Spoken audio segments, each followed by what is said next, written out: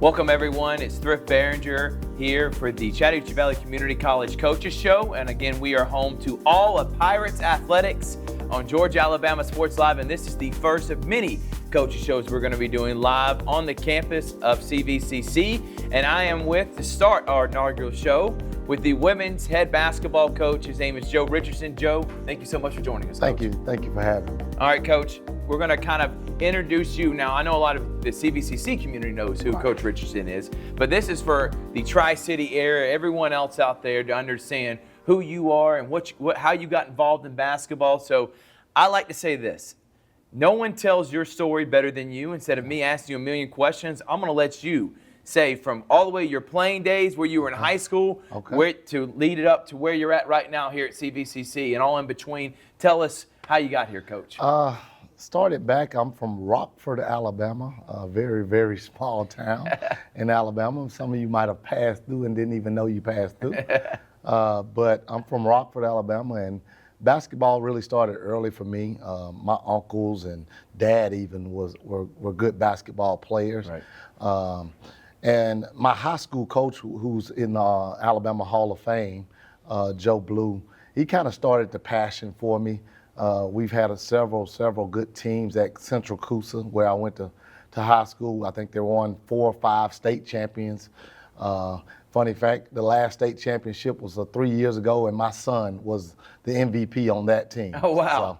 So that's how long it goes back. Right. But full circle now. Full circle, man. It's crazy. But had a good career at Central Coosa. My high school coach was very passionate about the defense and playing hard. And, right. And crazy thing is, man, we had a great high school team with the likes of myself, Jamario Moon, who plays in the NBA, was my wingman. We had... He could dunk. Oh, he was in the dunk contest. Yeah, that was a ultimate slasher. Yes. Oh, yeah. He was the same size in high school. So, but we had 4 out of our 5 high school in my high school team go to college. Some even went to the Panhandle, and one went to L.B. Wallace, and myself, I went to Faulkner University. Played for a guy named Jim Sanderson, who really kind of started really putting the passion with the X's and O's and the mindset and really putting it together for me. And man, he's the reason why I even actually started coaching and wanted to coach. So, learned a lot from him. Playing career, had a great playing career. During my 4 years at Faulkner, we averaged 28 wins a season. Wow. And that's Division II? That's NAI. NAI. Yes. NAI, yep. But a lot of the Division IIs and low Division Is, they were in our conference, NAI, way back when. That tells you kind of how old I am. AUM was our, of course, rival. Yep. Teams like that were in our conference. Yeah. So my junior year, we actually won a NAIA national championship. We won it all. Wow. Yeah, we won it all. And I was the starting point guard on that team. So we, a lot of great history, great programs, been a part of. I'm also the all-time assist leader still at Faulkner University. That's awesome, Coach. So we, we've had a lot of winning in the history.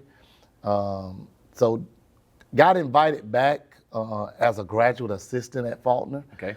We had a very young team that year, and Coach Sanderson saw it in his heart to invite me back and help me be a part of the staff. Right. We took a young team. I think we had 8 freshmen on that team, and we made the national tournament. So I've actually, during my time in NAI, I made it to the national tournament every year. Wow. So everybody can't say that, and that's not an easy thing to do. No doubt. After I left Faulkner as a graduate assistant, then I went to Bevel State. That's when it started my kind of assistant, real deal, you're the assistant, JUCO history. Right. Worked for a guy named Paul Johnson, who was a longtime assistant with the Raging Cajuns down in Louisiana. Yep. So started with him. And our first year, we was about 500. Had a good team, but it was the first year. Right. But the second year, we actually won the state of Alabama. played Chattahoochee Valley Wow. in the championship game, and we won that. So that was my first junior college state championship. After that, got invited to kind of take over the girls team at Bevel, who had just won, I thought, 5 or 6 games the year before. Took over, and actually we set the school record with 24 wins. Wow.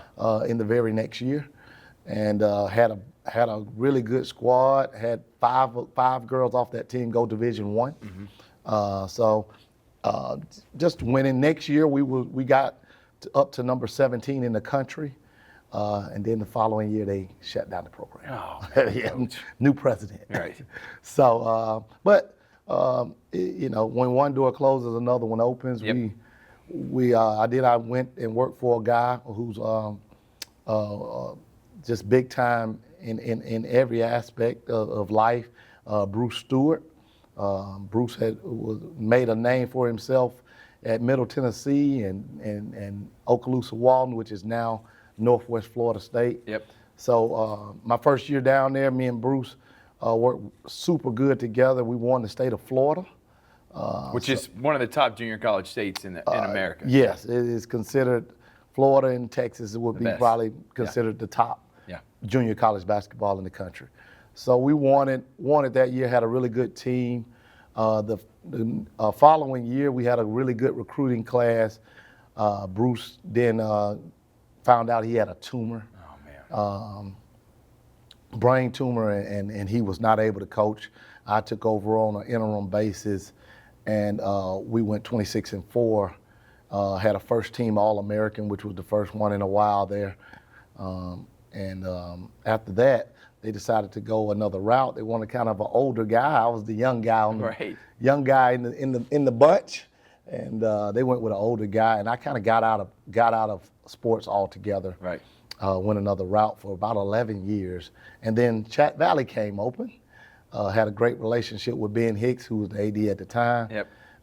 And started here. Yeah, Coach, one, that's an incredible story. And I want to go back to your playing days.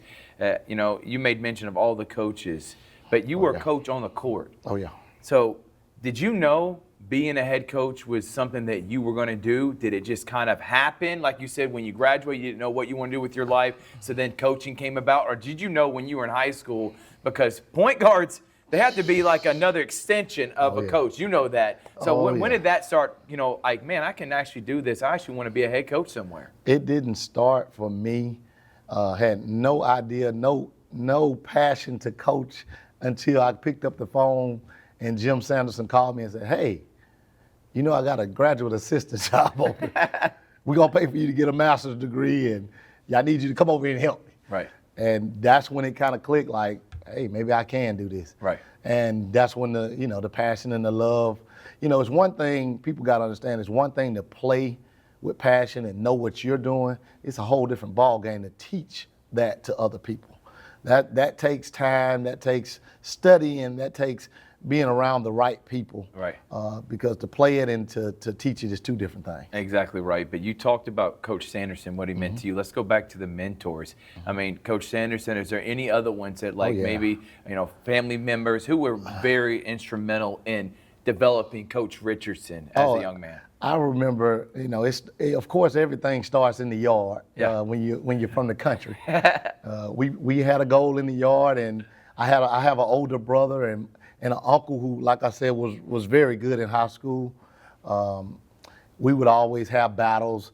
Back then, everybody would ride their bike, and we would play all in one yard. No and doubt. Your mom be fussing about your socks dirty and stuff like that. But my uncle would do things to me that he wouldn't do to my older brother. He put the goal up just high enough for my brother to dunk, and I'm getting hung. And then eventually I keep trying. Next thing you know, I'm dunking it. And then he raised it up again. So that kind of sparked the competitive. My brother was very, very good player as well. So that kind of started it. And like I said, my high school coach is in the Alabama Hall of Fame. He's very good. But I think it really, really started coming together with Jim Sanderson. Mm-hmm. Like I said, he is an excellent X's and O's, and he can get the best out of his players. I mean, he took a group of high school freshmen and won a national championship with them. You don't hear that very much. Even the team we played in the national tournament game had 5 Division I players on their team.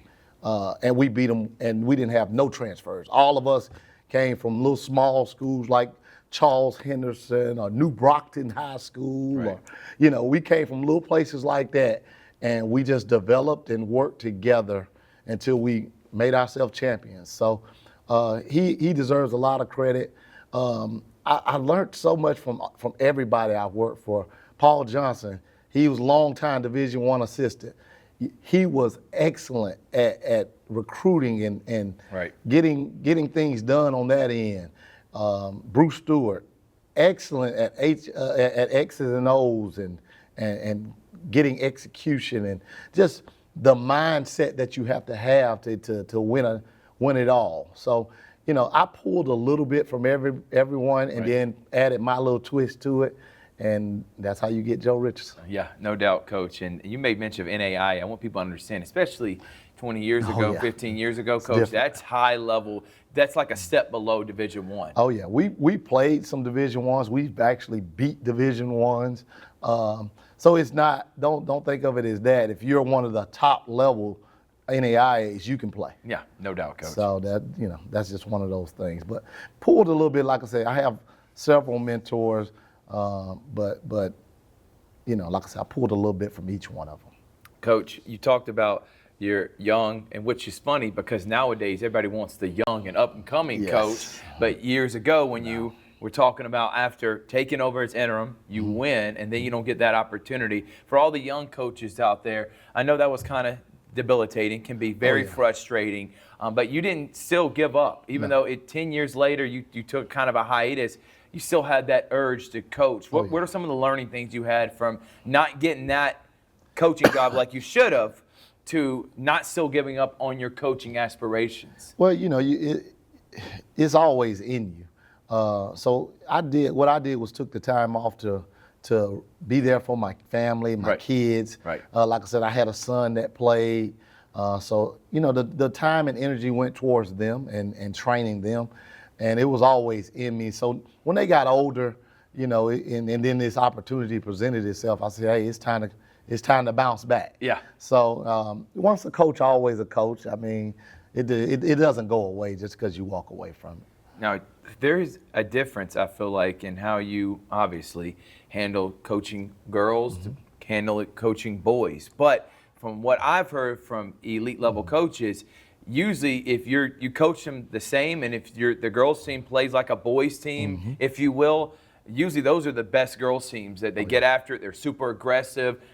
How did that transition go? Because you talked about it in the middle of your coaching. You went from coaching boys to coaching girls at Bevel, then going back to boys. How was that like? If you even look at the trend of today, you see a lot of the high level teams. They'll have boys out there playing, practicing.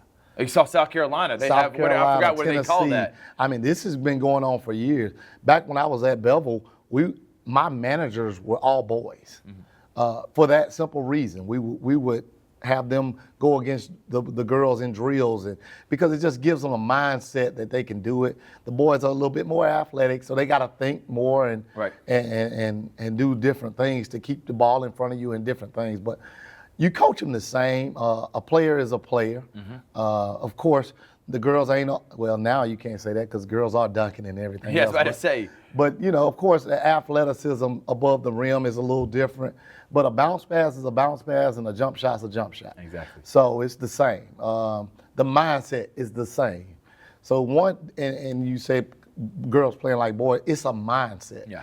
Once we can get those girls to have a mindset, they're hard to beat. Yeah, I'm glad you made mention. It's not about playing like a boy. It's the mindset. It's the aggressiveness. Like you said with the South Carolina, the Tennessee teams. When you're super aggressive, the more aggressive team wins, Coach. And I know that's what you've been preaching with your team.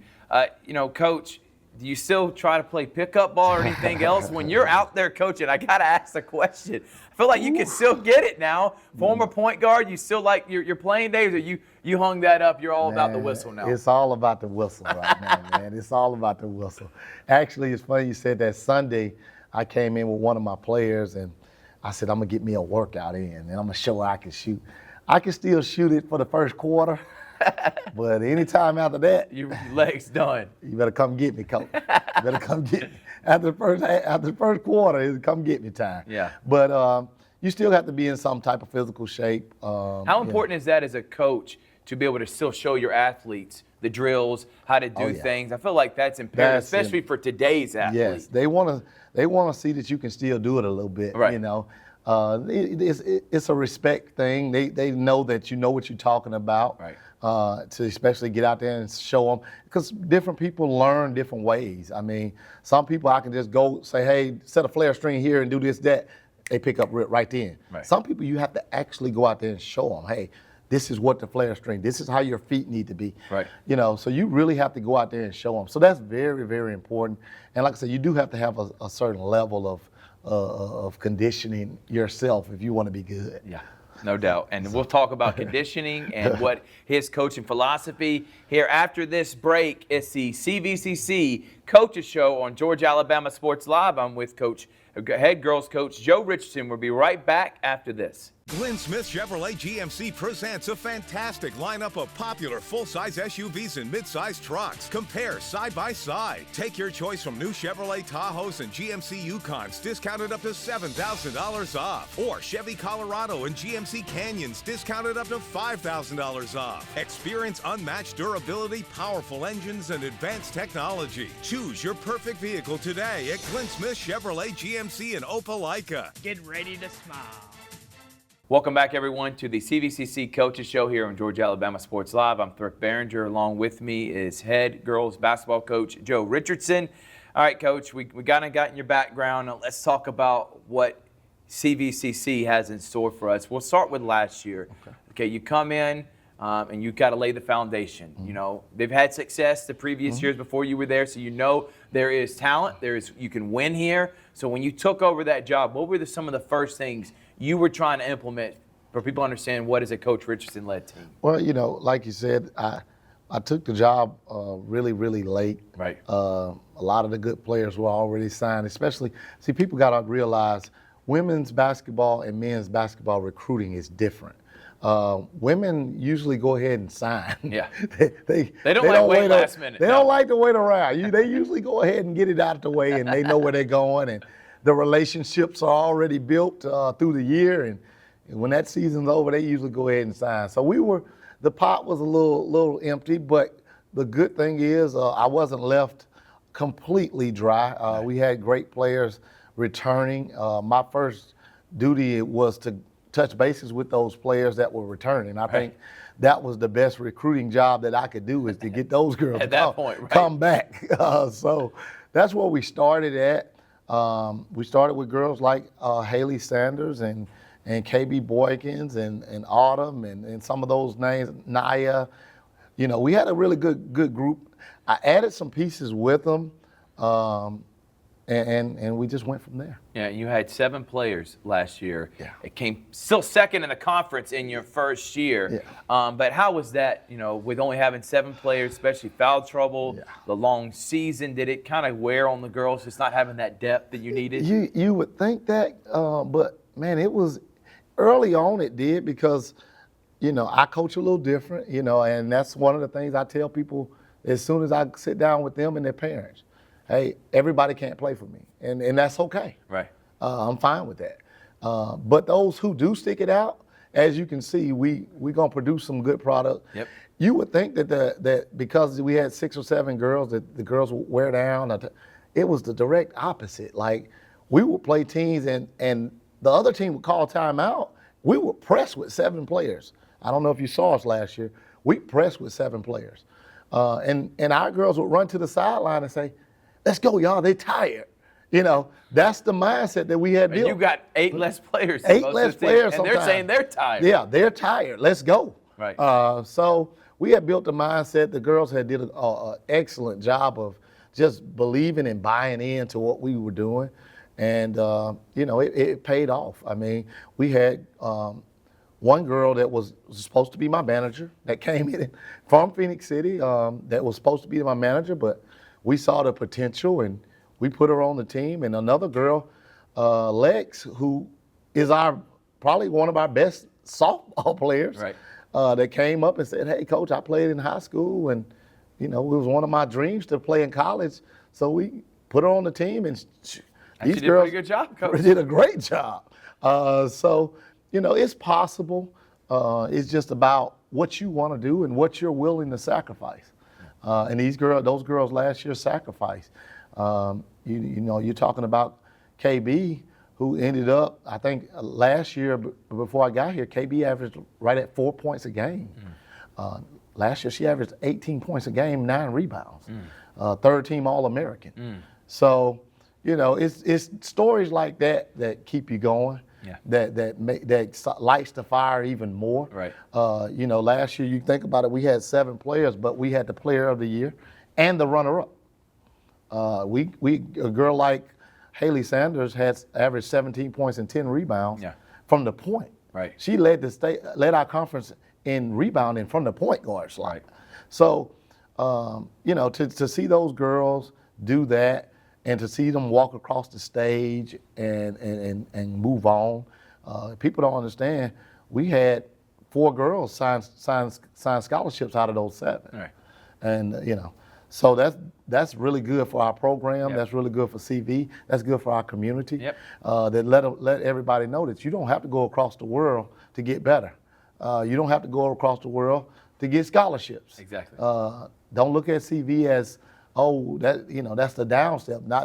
If you did, you need to look again. Yeah, exactly. It ain't that no more. Exactly right, Coach. And I'm glad you made mention about them graduating, going to the next, another place. Because again, you're developing talent, Coach. Yeah, the winning is important. I'm not saying it isn't, but having girls sign to the next level, I think that's even more important. It is. And that's a tradition here at CVCC. It's been long-standing, the history. You see the banners in here, and you step in year 1, even with coming in late, even with a limited roster, and still win, shows you how good of a coach you are. So I got to ask before we talk about this season, what is that philosophy of a Coach Richardson team? Because what I hear is a lot of running, getting up and down, being athletic. What does a Coach Richardson team look like, philosophy? Well, it starts with our toughness. Yeah.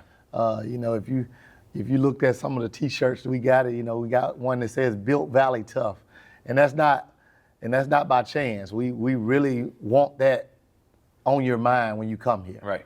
Our girls are going to be tough. So far this year, we've gotten up at 6 o'clock every morning. Okay. We get up at 6 and we have our workouts. And it's just because we want to be just tougher than everybody. We want to wake up and say, there's nobody that's going to outwork us. You might have more talent than us, but you ain't going to outwork us. And as you know, in life and in sports and everything else, the person that works the hardest usually wins. Always. Doesn't matter about the talent. Don't matter about talent all the time. If you're getting outworked, and that's our mindset, and that's a Coach Rich-led team. That's what we're trying to build here, that nobody will outwork us. I don't care what your record is. I don't care what you came in with for as accolades. We could care less. When we step out on that floor, it's pedal to the metal. And we're defense led. I love a defensive tough girl. That's what I dream about at night. Somebody that's tough, somebody that's defensive minded.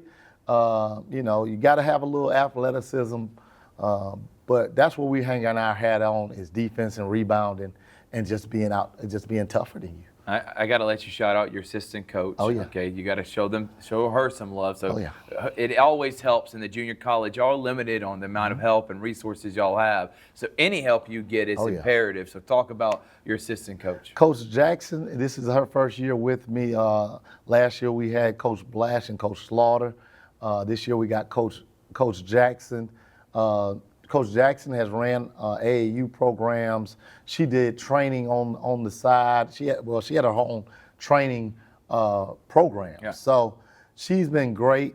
Very, very tough mindset. I tell the girls all the time, I'm the soft one. Right. If you can get past me, you good, because she ain't playing. So that, it's been really good to have her around. Like, let's take this morning, for example. We had 6 o'clock workouts. She already had a couple of girls in the gym before workouts, working them out. Right. So she was here early, getting some work in, and that's the kind of stuff we do around here. when you're in junior college, you wear 50,000 hats. Right. There is no strength and conditioning coach, or there is no academic coach. You're all of that. Right. You're the motivator, you're the dad, you're the counselor, you're the coach, you wear all the hats. And that's where a good experience comes from. I feel like I can go anywhere and step right in and be successful because you learned it all in junior college. Yep. So, well, Coach, talk about this year's team. You were able to have a full off season in recruiting.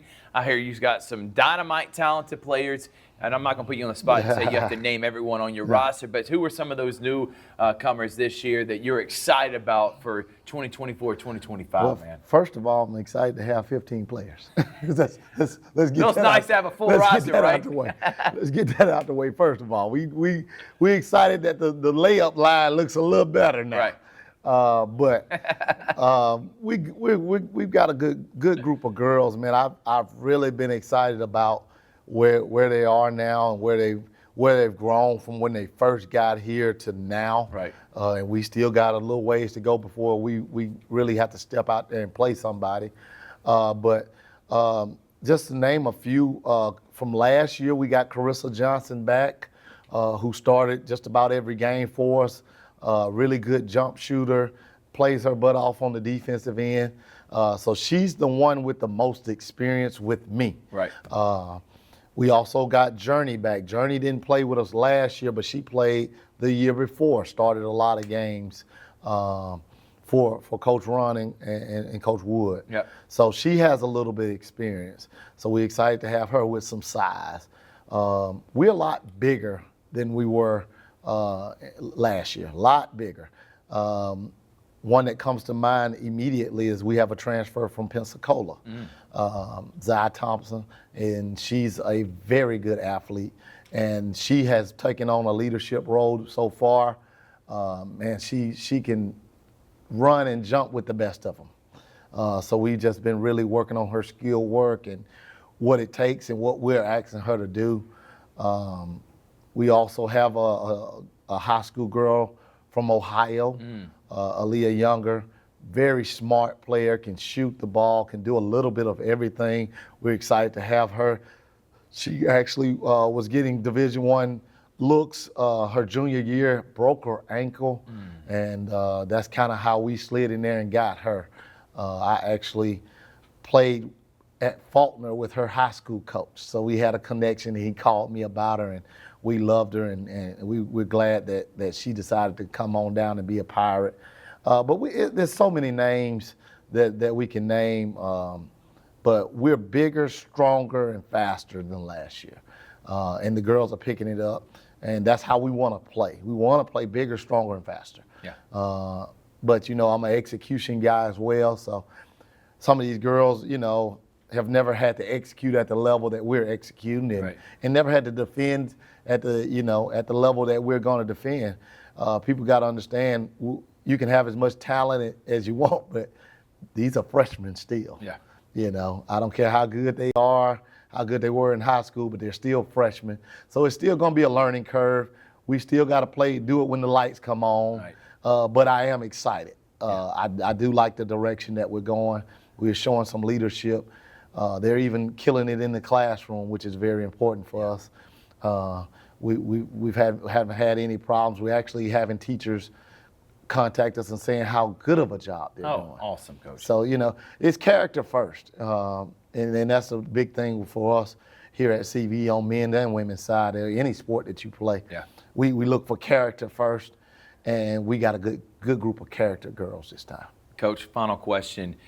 You got the Jamboree coming up, Porter Sports Jamboree. I know we'll talk with Coach Scott here after this break, and he got something similar with the CB Hoops. How important is that in October? Because, kind of say when the season starts, because I feel like the first official game's not until November, but what is now until November going to be like for you with practice and I guess some exhibition games? Yeah, well, first of all, we opened up against Chipola. We found that out yesterday. Porter put us with Chipola. Thank you, Porter. Yeah, thank you, Coach Herman. Yeah, right. Right. But no, that's good. I love it, and I told him that on the phone. Hey, we don't care who we play. Right. It's a good challenge for us. I just look for. Let's just see how we play with the lights on. Let's see who's going to be tough. Let's see who goes out there and tries to execute the game plan. You don't win championships in October. So we're going to play our girls. Everybody will probably get a chance to get in there and get in the mix and kind of get a taste of what it feels like, the speed of the game. Right. Because like I said, they're freshmen. They have no idea how fast and physical this college game is going to be. I think the second game we play Itawamba, who's a really good Mississippi team. Yep. They're always in the mix. So we're really excited about it. But what I look for is just what combinations work, what offense and defense looks to be seeming like they're picking up, and how we just play together. I'm just looking for us to play together and just go play your butt off. If we do that, we'll be fine. That's all we need. Win, lose, or draw, I could care less. As long as we are the toughest team out there, I don't mind losing as long as we're doing what we're supposed to do. Well, I can't wait, and we can't wait for when the season starts, especially his name is Coach Joe Richardson. We'll have him on throughout the season here on the CVCC Coach Show. Coach, thank you so much. Thank you for having me. We're going to take a break. When we come back, Coach Mo Scott here, the head boys coach at CVCC on Georgia Alabama Sports Live. My name is Antonio Davis, and this is my CVCC story. Mom, she stayed on me about my education. Right now I'm studying the welding program. I'm able to learn different parts of welding like MIG, TIG, and stick. I like hands-on jobs, so it's very fun. It's a game changer for me and my mom, helping her out, being able to get a lot of experience in from welding.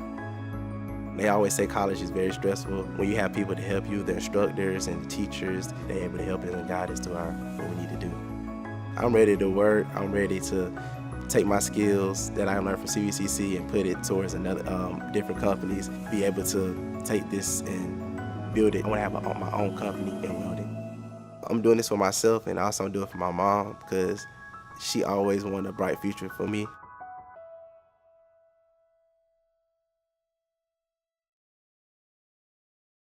Georgia Alabama Sports Live wants to say thank you to one of our presenting sponsors, Buffalo Rock, and their partnership with everything that we do. And without businesses like Buffalo Rock, we wouldn't be able to go cover softball, volleyball games, every type of high school sport you can think of, local college games, and professional. So thank you to those businesses that support us, and specifically Buffalo Rock. And next time you're watching a Georgia Alabama Sports Live broadcast after a nice long day, why not enjoy it with a nice, refreshing Sorry? The best lemon lime soda around. Thank you to Sorry and Buffalo Rock for our partnership on Georgia Alabama Sports Live. Welcome back to the CVCC Coaches Show here on Georgia Alabama Sports Live, and now I am with the head men's basketball coach. His name is Coach Mo Scott. Coach, thank you so much for joining us, man. Thanks for having me. All right, Coach, let's go ahead and get into it. We had you on the Georgia Alabama Sports Live show when you first got hired. I think about a month ago. Was at Glenn Smith when we do our live show. And by the way, this is presented by Glenn Smith Chevrolet and GMC, CVCC, Pepsi, and Zaxby's here on Georgia Alabama Sports Live. Coach, I'm going to let you do it again because we got new followers. You got the CVCC community. We've got a lot of people want to know who is Coach Scott. So you, as Coach Richardson does, got a very illustrious career leading up to here. So go back to your playing days that led you all the way here to CVCC, Coach. Floor is yours. All right. Of course, I'm from Fitzgerald, Georgia, a little small country town, South Georgia, down near Tifton. I played there in high school, of course, 4 years. Had a pretty decent career. Yeah. And was fortunate enough to get a Division I scholarship and go play at Florida. I mean, you're averaging 30. Come on, Coach. Don't sell yourself short. You're averaging over, 20 points a game easily. But, yeah. Over 2,000 points scored in your career. I mean, he's selling himself short right now, but pretty good player over there. Probably one of the best in that program's history, but continue. Yeah, so probably one of the better players. We had some really good players come through there right before, probably about 6 or 7 years before that's when I fell in love with basketball, watching those guys play in Fitzgerald. We had a really good team, and probably the best team we had there ever in the school's history, I'm sure, with Sean Thompson, Jeff Belma. It was a lot of guys. I mean, Sean actually ended up going to Tennessee and playing. Oh, wow. He was like a 6'9", 6'10" guy. Jeez. They were loaded. And Jeff Belma was like 6'10" himself. He was playing. He ended up going to junior college and sputtered around and played a little bit. But those guys were great. They set the tone for me growing up as far as falling in love with basketball, and I was determined to keep basketball one of the top-notch programs going on around there. And because it was tough, because it's all football in the state of Georgia a lot of the time. So it was tough for basketball guys to just be basketball guys and not play football. So that was a tough deal. But that was good. And then, like I said, I went on to Florida A&M University, played down there for 4 years, had a pretty decent career. Had a chance, I started pretty much all 4 years, but really started every game from my sophomore year on. Right. For the most part, except for my senior year, once I got a nagging injury and was out in and out of the lineup a ton. But my sophomore year, I was fortunate enough to play on a team that won. I started at the point guard position, and we won the conference tournament and went to the NCAA tournament. So that's probably the biggest, for me as a player, that was the biggest accomplishment that I felt in the game of basketball, which is pretty good. Every kid dream and watch the tournament and want to play in it. So I was fortunate enough to get an opportunity to do it. Oh, so no doubt, Coach. That was very That's high nice. level, right? Yeah. So and then once I was done there, I kind of got right into coaching. You knew as soon as early on you want to be a coach? No, never knew early on. I was kind of like Coach Richardson. Never knew that I wanted to be a coach. I played. I thought coming up, like you said, I was one of the top players in the state of Georgia coming out, and I always thought that I was going to continue and be a pro player and do all the dreams that everybody else think, But like I said, my senior year, I had a hamstring injury that kept me in and out of the lineup, and then my whole career just went for kind of a miniature turn. Right. But I was one of those ones, I always had a fallback because I was a baseball player too, so. So I was able to stay in college an extra year after my basketball career. So I was able to stay there for an extra year and play baseball. So I actually had a pretty decent career in baseball at Florida A&M as well. Yeah. And was an all-league guy as well. Look at that. In baseball. So Look at that, Coach. So he had it either way. He could have picked either one. Most of us are lucky to have one sport. Coach had two. So I was fortunate to be a pretty good athlete coming up. But apparently, like everything, you say it come to an end, but I didn't think it was coming to an end that fast. But the wheels stopped moving for me with the hamstring injury, and it kind of slowed me down. And eventually, I had to give it up, and I got into coaching. That was the next best thing for me. That's all I knew growing up. That was my life. Right. Was sports. So I got into coaching. Coached a little middle school basketball. Was my first experience down in Freeport, Florida. And then I got a phone call from Coach Gillespie, probably one of the top-notch. He was definitely one of the top junior college coaches in the state of Florida. He's in the Hall of Fame. He's big time, big time. Right. All right. And he had just got the Florida A&M job, my alma mater, and he asked me if I could come back and be a grad assistant. So I kind of went back and did the graduate assistant deal for 2 years. And fortunate enough, when I was down there, we made a run and went to the NCAA tournament again. So the first time I went as a player, that was the first time in school's history that they ever went to the NCAA tournament. And so I go back as a grad assistant, and we go back to the tournament for the second time in school history. And we get into the tournament, and we win a game. We win the first round game. Back then, it was called a play-in game. So we played Lehigh, won that game to get into the tournament. Right. Had a great team, coached a great group of guys, man. Still to this day, I talk to a lot of those guys that played on that team. Right. And I mean, those guys were remarkable. They competed at a high level.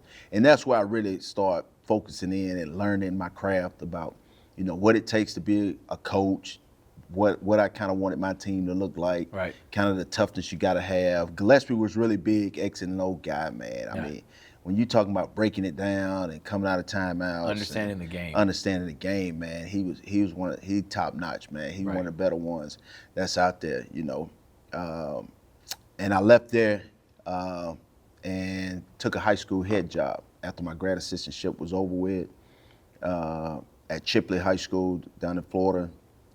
and was fortunate enough to, win Coach of the Year and win a district championship and go to the state playoffs with a team that they thought would be kind of down. Right. But we competed. I didn't have a whole lot of players, but they were tough. They played hard, and they were coachable. Right. That was the best thing for me. Being able to get a group of guys that were coachable right away for my first job. Actually, one of the kids that I was coaching, he's now the head coach back at Chipley High School. Oh, so it's wow. crazy. That's funny. I'm getting old, man. I'm getting old. So that was a good deal for me. And then I left there and went to now Northwest Florida State, which is Okaloosa Walton. I know Coach Richardson talked about it. We both from that worked same there. place. Yeah, Wow. we both worked there under the same guy, Bruce Stewart. I went there earlier before Joe got there. I was there in 07, 06, 07. So and I went there and coached for a year. We were really good. We was, 7th, 8th in the country. We was probably like 27 and 4 or something like that, 5. Because it's a really good program. I mean, like he said, Florida and Georgia and Texas junior college basketball is like top tier. Yeah. It's like ACC, SEC type. No doubt. Basketball. There's so many schools, So too, many within the schools. state. Yeah, so really good competition. I got to coach some great guys. So, we had 7 guys go Division I from that one team. Right. It was insane. And we didn't even win the league that year because Chipola won the conference. Talking about one of the best, Chipola. Yeah. They won the league that year, but they also had the player of the year in junior college that went to Indiana. Mm-hmm. They had another teammate, a big kid that went to Indiana. They had a kid that go to South Florida. They had a kid go to UAB. The point guard went to UAB. They were just as loaded as we were. We were just younger. Right. We had a bunch of freshmen, so we was kind of misfit team. Right. We had a bunch of freshmen. They competed. They won games, but then the next year those guys went on to win and go to the national tournament. Right. And all those guys went on to have great careers. Right. Tay Waller from right there in Manchester, he had a great playing career overseas, and he played at Auburn actually. Right. So he played right down the street at Auburn. I think he still has some of the records from most threes made in a game and stuff like that in the season for them. Also, Coach Chavez Davis, which he's down at Jeff Davis High School over in Montgomery. That's where he played at. Yep. So now he's the head coach over there. So I'm hoping he let me come back in there and get a couple players. No doubt. From him. But I recruited him. He came in that next year with that group and helped them. And he actually ended up playing at Alabama. So we had Alabama, Auburn, Missouri. These guys went all over the country to play basketball, and that was a good thing for me to see all those guys, and they coached top level guys. Right. And after I did that, I got into Division I coaching. I coached at Southeastern Louisiana. Yep. Coached for a great guy, Jim Yarborough. He was real big on the execution, doing it the right way as well. Really big on execution though. Like that was his pet peeve on getting stuff done the right way. Picked up a lot of good habits from him. Was fortunate enough to work with a buddy of mine, Bobby Washington, at Grambling. Soon after that, he needed some help. I went over there and helped him out, and we got to the championship game of the conference tournament in the SWAC for the first time in probably 40 years of Grambling's history. So we had a good run.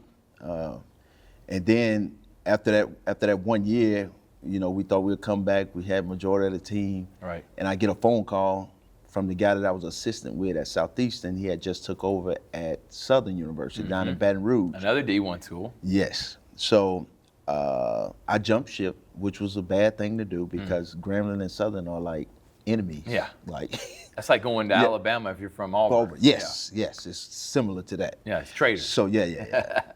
And I didn't know how vicious it was, but it was pretty vicious. Right.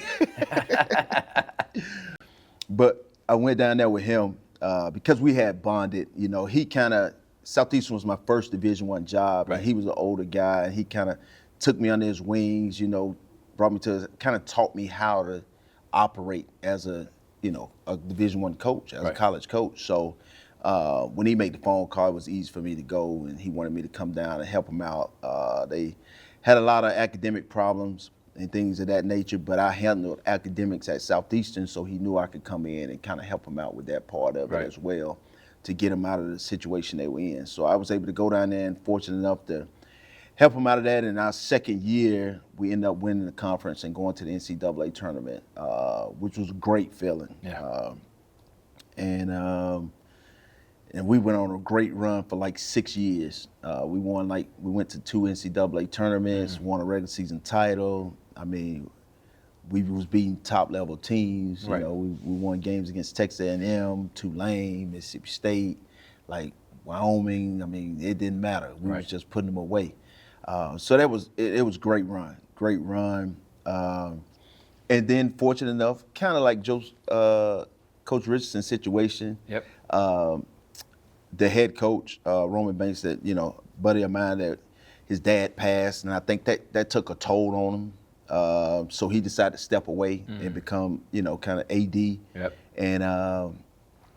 And I had a chance to take over as an interim head coach. So now I'm the head coach at Division I school. How about that? And we rolling, and you know, and I had a great opportunity to do some great coaching. Coached against Coach K, and had a little success against him for a while there, and did a good job. And you know, a lot of people patted us on the back for that, and we made a good run as far as, you know, in the conference. Yeah, I think we got a 4th seed in the conference tournament, and end up going to the semifinals and losing to the #1 overall seed. And unfortunately, after the season, again, like Joe Richardson, I was a young guy, first year coach. They just weren't seeing it. They wanted an older guy, more seasoned, more veteran guy, and so they went in a different direction. And kind of, well, I didn't do like Joe. Joe stepped away for a long time. You couldn't do that. I stepped away for a year though. I stepped away for a year, stepped back, and kind of, because it kind of rocked you, you know. That's what I asked. What is that mindset, as a young coach, for me, it kind of rocked me. Like, do I really know what I'm doing? Like, do I really need to be coaching? Like, am I ever gonna get to this head coaching plateau ever again? Like, do I know what I'm doing? Like, it make you question every single thing you did as a coach, like your whole life. Like, so I went through that phase, but it was a good time off though. Like, I got a chance. Like, I tell people all the time, they ask me about that a lot, and it gave me a chance to reflect on life and then get back closer to like my kids and my family and things of that nature. I was able, you know, I took my kids to Disneyland, you know, because they go to Disney World all the time. So now we're going to Disneyland. We was taking trips. We was all over the place. I got my holidays back. So felt nice. Yeah, it felt nice for a year, but at the same time, I was miserable inside once basketball season comes around, and you like, dang, I miss it. And so then, you know, but at the same time, while I was out, I did a great job of going to different practices. Like, I thank all those coaches that let me in it, like Will Wade and Gillespie, all those guys. They let me in their gym to watch practice. Mike McConaughey and all those guys, you know, all these different coaches, you know, Coach Kiefer down in South. All these guys let me into their gym, you know, Schlesinger down in New Orleans. I was able to go to any gym and get in and watch practice and learn more about basketball while I was out. And then it kind of gave me the juice to get back in a little bit, and got a call from Coach Mike McConaughey at Northwestern State, and he was like, dude, I need your help. Like, you can come help me out. So I was able to go to Northwestern State and work for a year as assistant to the head coach for him. And he kind of let me, you know, kind of be kind of like a miniature defensive coach and do strategies defensively for him, because they normally known for just high-powered offense his whole time there.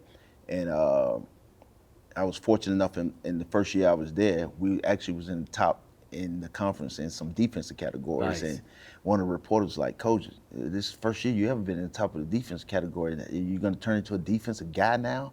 Like, and he jokingly with him, he's like, nah, we're going to still score the ball. But it was good to know that, like, you know, I was able to contribute in something, you know, so, and that gave me a little spunk, like, I know what I'm doing, right? So, and then I get this phone call, and I'm able to go to ULM after that, Louisiana Monroe. Sun Belt, Division School, I. Division I school. And I worked there for the last four years with Keith Richard, a guy that's been a head coach for over 20 plus years. He head coach at ULM for now 15 years, and he's a head coach at La Tech for 9, and Right. he was assistant at LSU for a while. So he's seen a lot of basketball, man, and he done coached a lot of basketball and coached a lot of good players. And I learned a lot from him, man, about preparation, preparing for games, the work, the groundwork you gotta lay, the foundation you need to lay up into a game. Like, Right. he's one of the top-notch guys when it comes to that.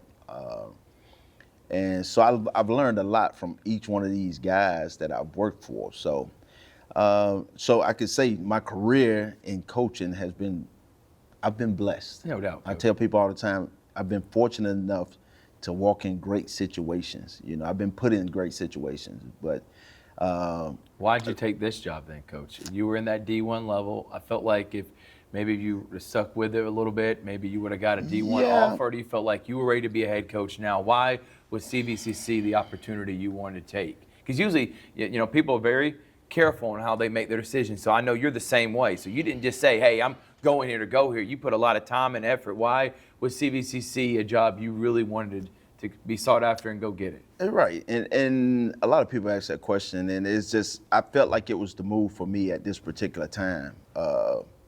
Like you said, I've just felt like I needed to be a head coach again. Yeah. I felt like my time as an assistant was wearing down. Yeah, it's done. I felt like it was my time. And whichever opportunity I was going to get at that particular time, I was going to take it. Right. But I wanted to still be at the college level. I didn't want to go back to high school. I didn't want to do anything like that. Right.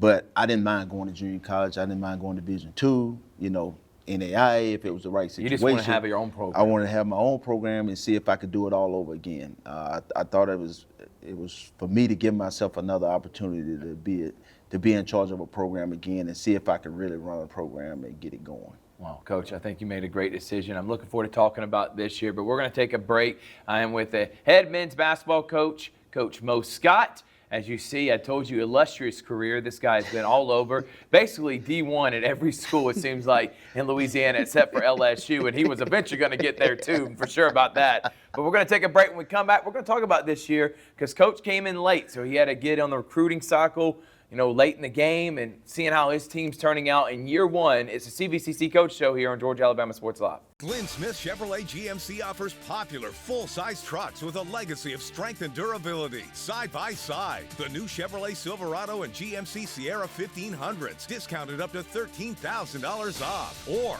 big, heavy-duty Chevy and GMC 2500s, discounted up to $8,000 off. Rugged durability, powerful engines, and advanced technology. Choose your perfect truck today at Glenn Smith Chevrolet GMC in Opelika. Get ready to smile.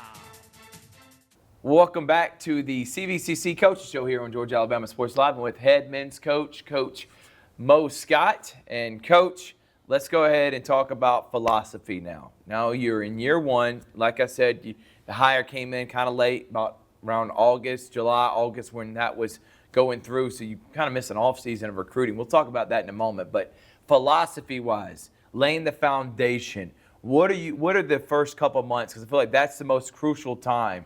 Your guys understanding what's an expectation for Coach Scott. So what is a Coach Scott-led team going to look like? Well, and that's the main thing, trying to instill, my way to these guys as far as, discipline on and off the court, a level of toughness, and just competing every day. Coming to practice to compete every day. Right. We're working on things like that. Those guys, you got to build those habits.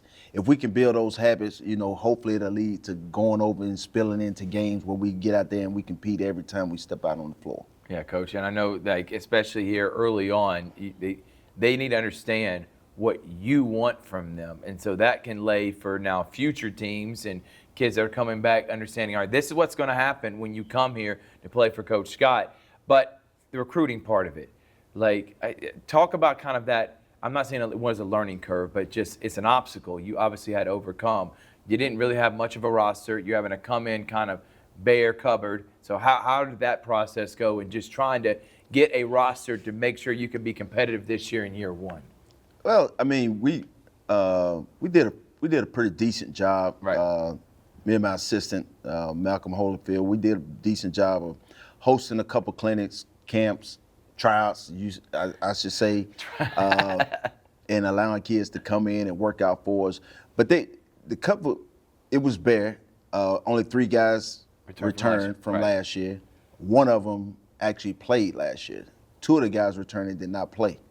So that was pretty tough. But they had 4 guys that they had already signed. Okay. So 4 freshmen, 3 freshmen. One was a sophomore that's coming in. That's a transfer shooter that's coming in. So it was very difficult because now you're talking about 7 guys, 3 guys returning that know nothing about me. Mm-hmm. 4 guys that's coming in to play for a different coach that they didn't get recruited by. Know nothing about you. And then I have to recruit guys around that to try to fill in for what I think these 7's going to be capable of helping me do. Right. So because you don't want to duplicate the same thing over and over and over again. Right. So I got to assume that these 7 guys can do their jobs X, Y, and Z and go get pieces, for the rest of the roster to try to fit in and fill around those guys. So it was kind of a tough deal, but I think because you didn't really know what you had with those guys either, Coach. I really didn't know what I had. But they're holding up their end of the bargain. Thanks to the women's head coach, Joe Richardson, he was able to see him as well and tell me a little bit about him. And that helped a lot. I mean, he's been a big help for me as far as letting me know kind of how things go. But he was really the big help when I first got in to be able to kind of give me an idea on what those guys' kind of talent was so that I can go piece some other pieces around them to try to help them out and to make us as competitive we can be this year. I know, and that's the main goal, Coach. Yep. Winning, we want to win. I know you're a competitive guy, but laying your foundation, establishing your culture, and understanding what CVCC is going to be under your leadership, that's the biggest thing in year one. I know that's what you're trying to establish. You made mention about your assistant coach, Malcolm Holyfield. Talk about what he means to the program, why you added him in, and how crucial he'll be. Because, like I said with Coach Richardson, you don't have a lot of help, and you only have one assistant to do a lot of jobs. So, talk about what Coach Holyfield means and why you hired him. Yeah, he's a guy that really comes off, and he's aggressive. Yeah, he's aggressive, which he kind of remind me of like how I got my first job. I was really aggressive in the approach of trying to get that particular job. So he's an aggressive. He's a hard worker. He's willing to listen. He learns, and he's willing. I mean, he's willing to get his hands dirty. You got to be willing to get your hands dirty because you got to do everything. You got to mop the floor. You got to wash the clothes. You got to do it all. You got to make sandwiches. You got to do everything around here. Like so, and he's willing to do it, and he's been great, man. Having him around, and he kind of knows the city a little bit. He's been around here. He worked for Corey Black, which is one of the top high school coaches, right? In the area, so he kind of missed the basketball around here. So to have him on staff where he can pick brains of people around and get kids around to try to come in here and see what we're doing around here. And I tell people all the time, my other thing as a coach is just to be a servant to kids. That's what I do. That's what my main objective. Right. And I tell them all the time, like, it's kids out there right now that are playing, and I see them playing. I go to the fall leagues on Sundays, and I watch those guys play, and I'm telling certain kids certain things because I do see a couple Division I basketball players out there.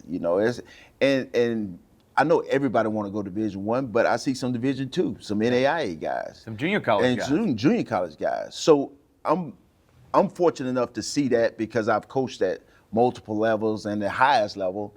And I'm able to pick up the phone and call. I was with Troy the other day. I talked to their coaching staff, because I know them guys real well. Right. And they asked me about their player. So I'm able to make those communications and talk about what's going on that the guys probably don't even understand and know. Right. But I'm able to call other coaches, help out. You need to look at this kid. This kid is really good as well. Right. Things like that. So So I think my job as being here at CVCC is not only to, of course, I want Chat Valley to be a powerhouse. Yeah. To be honest, I want everybody to stay here. I want everybody to come to Chat Valley, Right. and then leave. Right. And go on to their school. Right. But I am realistic. Some of these kids are ready to go Division I right away.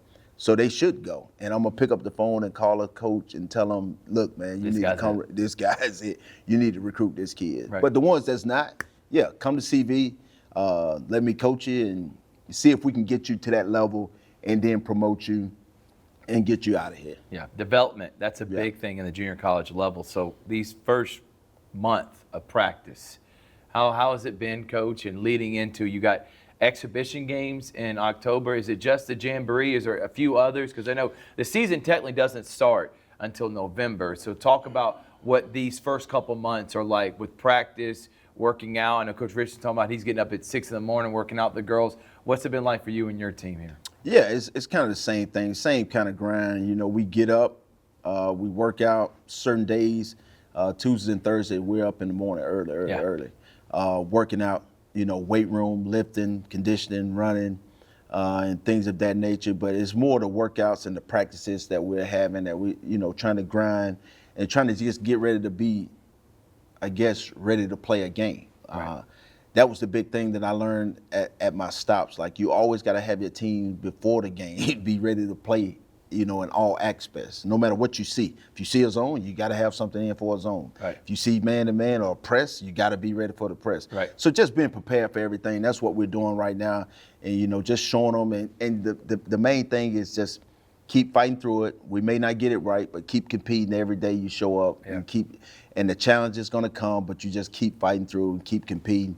But like you said the scrimmages, like the October 5th, we'll go to Corey Black's deal and play in that. And then we have some other scrimmages as well that we'll do, throughout October before we kick off the actual season. So we'll kind of be like the NBA, we'll be in like training camp right now, Right. and then we'll play some preseason games, Right. and then we'll kick the season off in November. I guess really final question, Coach, is these players, especially guys that are coming from high school, I feel like that's the learning curve going from high school to now you're in charge of going to class. You're in charge of your grades. Now, I know as coaches, y'all are going to help academically as much as you can, but how's that process been, especially for kids not understanding what it means to be a college athlete, because it's a full-time job, Coach. You know that. Full-time job, and that's the thing too. Like you said before, what are we doing? Like right now, like our guys are in study hall. Like we mandatory study hall Monday through Thursday.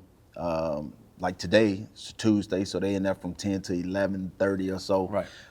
So they'll do that, and then they'll go to class, and then we got practice at 1, and so it's a grind. So we do the study hall every day, Monday through Thursday, and then we come back on Sunday, and we do a study hall. That's why I sneak out of the fall league once it start getting later, because we do a study hall at 6 on Sunday. Sunday is the cleanup day, like to get you ready for the week. Like, what do you have all this week? What do you have due? What do you have due? What are we doing? This how we're gonna attack the week, and then the study halls during the week is to make sure we're attacking what we should have been attacking all week.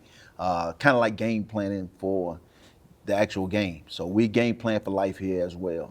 Because I want you to, not only do I want you to be a good basketball player and move on, but you also got to be a well-rounded person and be able to function in life. I think, I tell myself all the time, you got to develop men.